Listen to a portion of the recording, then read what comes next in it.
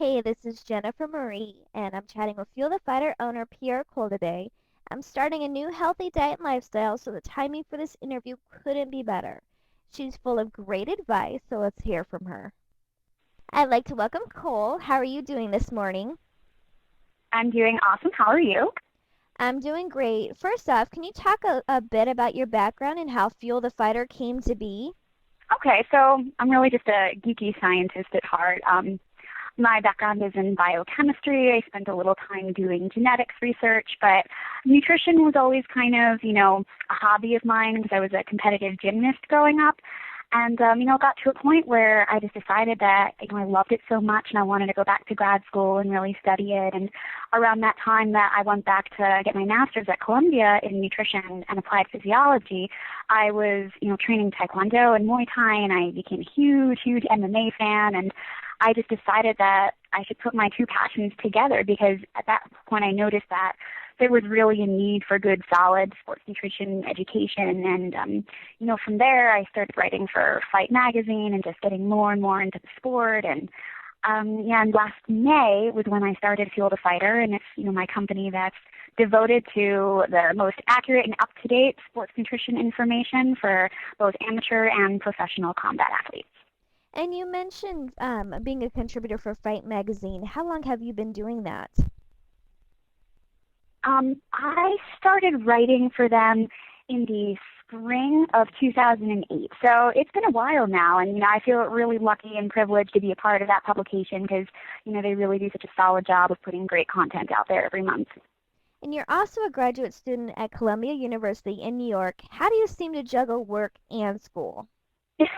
It's actually pretty tough right now because I am working pretty much full time, and this is my third and last year of grad school. But it comes down to planning everything out and making schedules. And funny enough, that really relates to having a good nutrition regimen.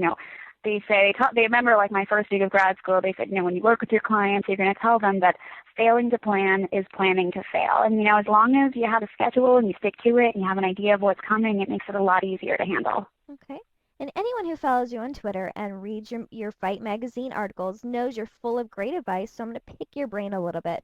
You always have healthy alternatives to popular not so healthy meals, such as pizza and cheeseburger. How do you get hmm that craving without all the fat and calories?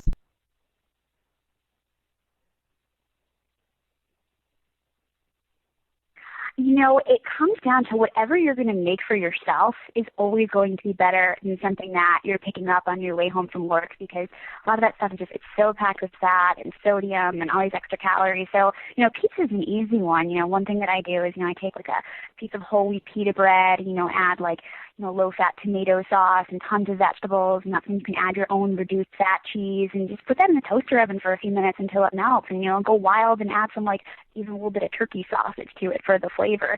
And, with the cheeseburger, I really recommend turkey burgers. They're so awesome. Or even, wild game meats like ostrich burgers, and venison and buffalo is much leaner than the conventional beef. And, once you get used to the flavor, it's really, very similar to real beef once you get used to it. Adding your own low-fat cheese is really key because that full-fat dairy is such a killer with the saturated fat content. So doing your own thing is going to really pay off in the long run.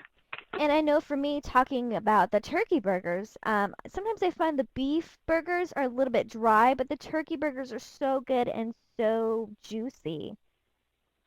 Yeah, I'm such a fan of them. And then you can get like, especially if you're buying like your own ground meat, you can kind of make like, sometimes I do like hybrid veggie turkey burgers, with like chopped spinach, and then I'll add like some low sodium taco seasoning in there and make my own burgers like that. And, add like black beans and avocado slices of burger instead of, bacon or something like that.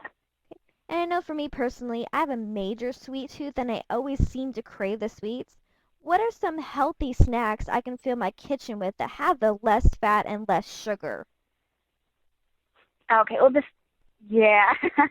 If you do have a craving for sweets, it's really natural to do that because, the way that, our bodies evolved to recognize things that taste really enticing is because, that means it's full of calories, like fruit. And, when we were evolving, that was a rare thing, and it was good to have a lot of calories. So that's why we like sweet things.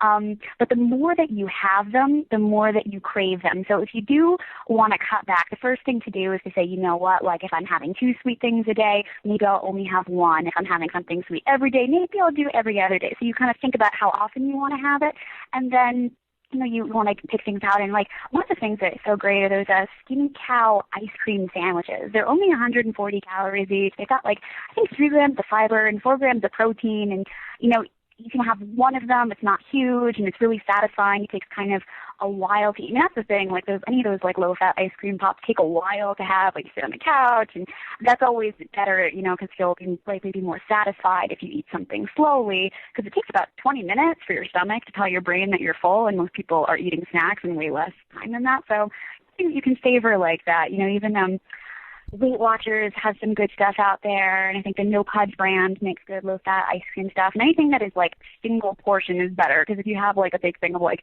a Healthy Choice ice cream, well, it's really good. It can be kind of a task to be disciplined and only have like the half cup serving. Very true. And there's been a lot of talk about these superfoods that help boost your metabolism. Is that all hype, or is that some truth to that?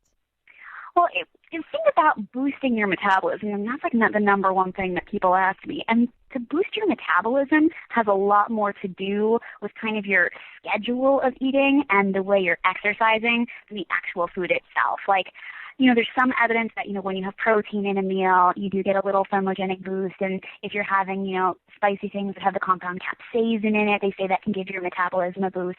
But to have an efficient, system, it really comes down to making sure that you're eating breakfast within 30 minutes of waking up every day. Because if you don't get food in that time frame, your body thinks, oh, well, maybe I won't get food today, so I should really slow things down just in case. And then you want to really make sure you're going no more than 3 to 4 hours without eating, because again, your metabolism will slow down. So, it's eating often, combining, some quality protein into your meals and snacks. And then if you are exercising, on a regular basis, especially if you're doing resistance training, that really can help give your metabolism a boost. But it's less to do with the actual foods. That's some great advice. And